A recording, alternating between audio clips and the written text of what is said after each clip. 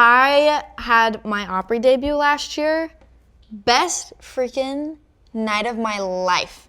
All the 5 a.m. songs, 2 a.m., crying in my bedroom over my 8th grade ex-boyfriend. Like, it all was for that night. I feel like it all came together. Seriously. Seriously, best night of my life.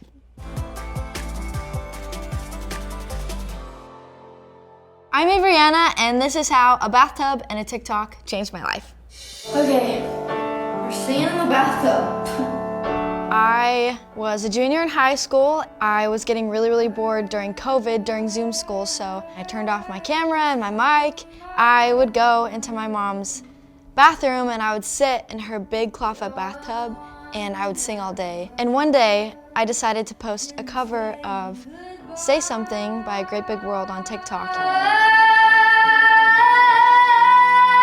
Say something, I'm giving up on you.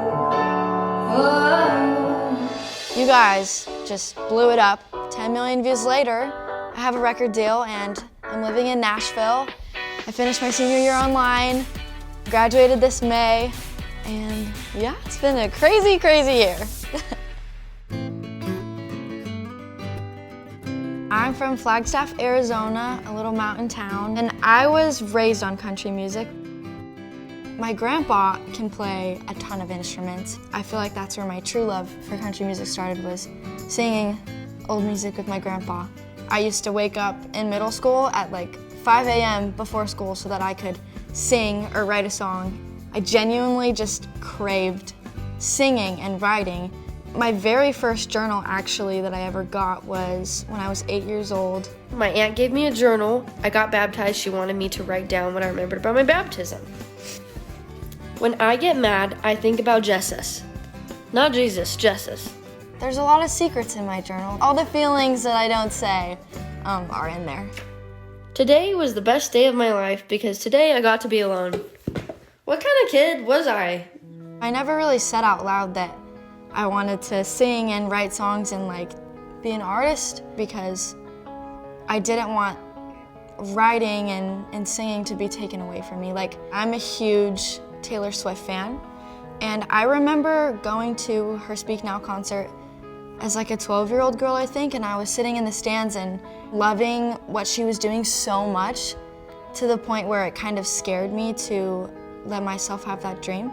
I didn't want to dream the dream and then it not come true. So I just kind of kept it to myself in my heart. The amount of hours I spent saving YouTube videos and Instagram videos of people singing the songs that I liked, I would just binge watch the same ones over and over again. And then guitar, I was just curious and I had to learn. So I taught myself guitar off of YouTube.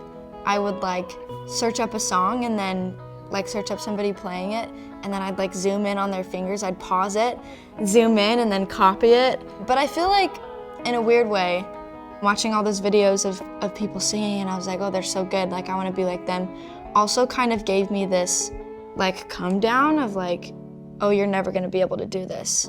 Comparison culture on social media is so big and real. I feel like we do it without even realizing it. I would love to say that I don't compare myself, but I still do to other artists that are doing well, which is so silly because everyone is different, and just because someone has talent doesn't mean that you don't have talent. My mom always reminded me of that, and she's always said that happiness is a choice. I very first downloaded TikTok to just kind of have fun. The very first videos, it's all like dancing videos with my volleyball teammates or like my cousins. And then I finally mustered up the courage to like post some singing videos. So when that tub cover blew up on TikTok, it was at like 8 million views within 2 days. My cousin was like, oh my gosh, like Avery, this is huge. But I waited to tell my mom because I was like, well, if she sees that I'm getting internet famous, is she gonna like take it away from me? Like, I was scared she was gonna take TikTok away from me. So I like didn't show her for like a day or two, and then when we showed her, she was like, what? Like, that's crazy.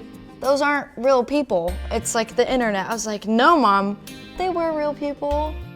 After that, I just kind of kept posting, and I honestly thought that that would be the only video that I saw fame on, and then it kept happening. So this one's called Just 'Cause I Love You.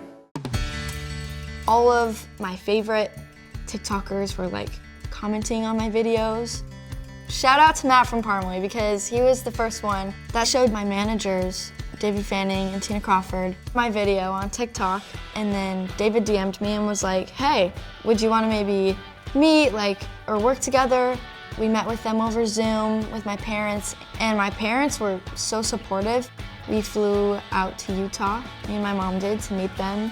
And my mom was like, are we really going to meet two random people from Nashville, Tennessee to record a song? And I was like, yeah, we're doing it. I hope they're not crazy. I hope they don't think I'm crazy. And then from there, Just 'Cause I Love You got a lot of traction on TikTok. Just 'cause I love you, don't mean I want to. Just 'Cause I Love You has been out for 1 month now, and you guys have already streamed it over 1.7 million times. That's when labels started reaching out. I'm so happy to be part of the Warner family.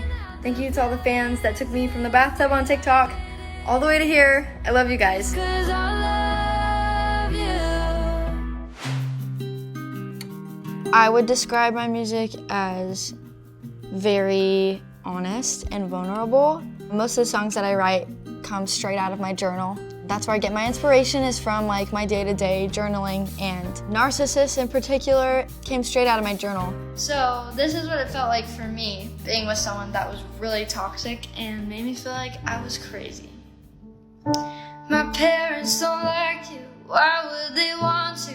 After they found me crying on the bathroom floor. When I wrote Narcissus, I felt so alone in the situation, and it was something that I didn't really feel comfortable talking about. It's probably the most personal song I've ever written. It was kind of just about this one person in my life that every time they did something that didn't make me feel great about myself, I would confront them about it.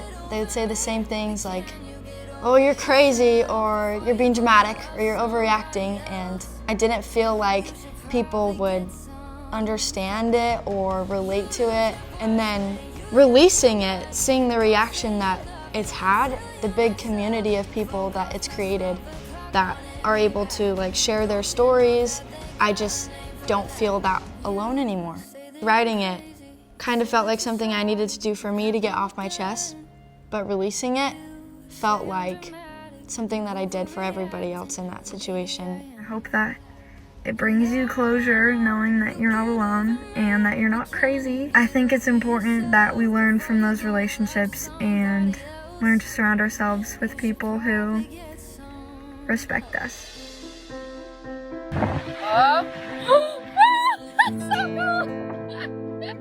That's right, Avery, Anna. This is all for you. Number on our Hot 30 weekend countdown. This. Oh my gosh. That's freaking nuts, Avery. I know. And Kelly Clarkson freaking sang your song. I know. This is the best week ever of my life. You're just bringing a different perspective to country music right now, and we're just really proud of you. We think you've definitely earned the title Highway Find. It's very surreal going from being a 17-year-old girl singing in the bathtub to singing in front of people that have been watching me online. It's overwhelming, the support and the love that I've gotten from that. When you're singing your songs to them face to face and you're seeing the emotions in their face and everyone's just having a good time or they're on the verge of tears, that connection, making those friends as I'm performing is so fun, my favorite thing in the world. I don't really love calling my fans. That feels weird. You see me in the tub. You see me cry. It's a deeper connection than just a fan. I feel like we're besties now. Everything that I have done over the past 18 years of my life, all of the early morning singing before school at 5 a.m., all the songs written in my bedroom at 2 a.m., everything, it's paid off. I'm debuting the Grand Ole Opry. Whether it works out or not, it doesn't matter because I've got this amazing family and circle of good friends and good managers. So if it doesn't work out, I'll be okay. And if it does, I'll be okay too. Thank you to all the people that take the 3 minutes out of their day to listen to the songs that I write. It means so much more than, you know. And I love you guys, and I think that's it. Sorry, I'm crying in my car.